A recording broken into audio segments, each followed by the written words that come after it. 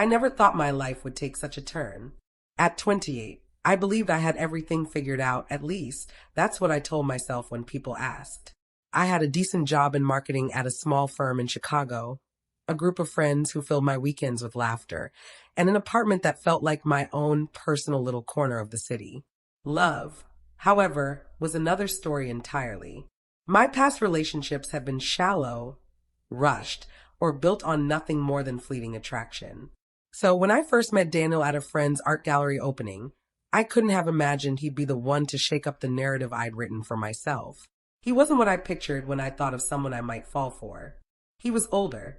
Not just a few years older, he was in his early 40s, with a confidence that came not from charm games or youthful swagger, but from a deeper, quieter place. The first time I saw him, he was standing in front of one of the larger canvases, hands tucked casually in his pockets, head tilted with curiosity. His salt and pepper hair caught the soft light, and his calm demeanor made him stand out among the buzzing crowd of younger professionals who seemed desperate to be noticed. I had no intention of speaking to him, but then he turned to me. "Do you think the chaos in this painting looks more like confusion or freedom?" he asked. I blinked, caught off guard. Most men at these events tried to impress with loud opinions or flirty one-liners, but his question was thoughtful. I looked back at the canvas, a swirl of colors crashing into each other, both violent and beautiful. "Maybe both," I answered honestly. "My life feels like that right now. Messy, but kind of exciting too." He smiled, the corners of his eyes crinkling in a way that made him look warm, approachable. "Then maybe that's the point," he said softly.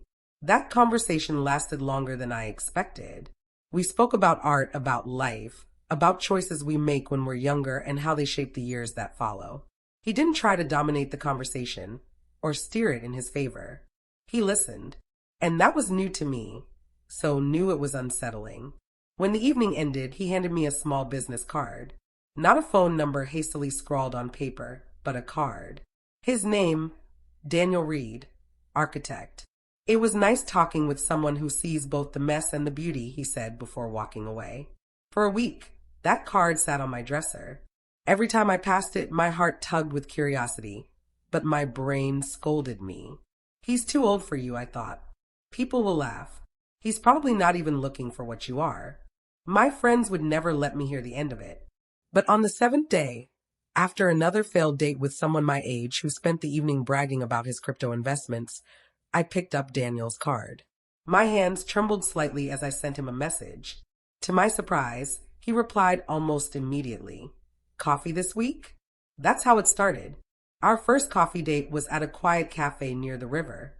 Daniel arrived early, something so small, yet it told me more about his character than any words could. He stood when I walked in, pulled out my chair, and asked about my day before I could even fumble through a greeting. We talked for 2 hours, though it felt like 10 minutes.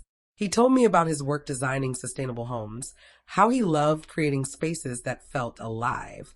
I confessed that I often felt restless in my career, unsure if I was really doing something meaningful. He didn't judge, didn't offer hollow advice. He simply nodded, thoughtful, and said, "It's okay not to have everything figured out. Life has chapters. You're just starting one of yours." We met again and again. Coffee turned into lunches, lunches into dinners.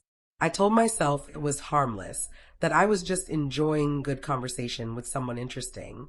But each time we parted, I caught myself wishing the evening could have stretched just a little longer. And yet, the age difference hovered like a shadow over my thoughts. One evening, when he invited me to dinner at his apartment, I almost said no. I stared at his message for 10 minutes before finally typing, "You're too old for me." I regretted sending it immediately, but his reply came quickly. Or maybe I've just had more time to figure out what matters. Something in that answer melted the wall I had built. I agreed to dinner. Daniel's apartment was nothing like the flashy bachelor pads I'd seen with other men.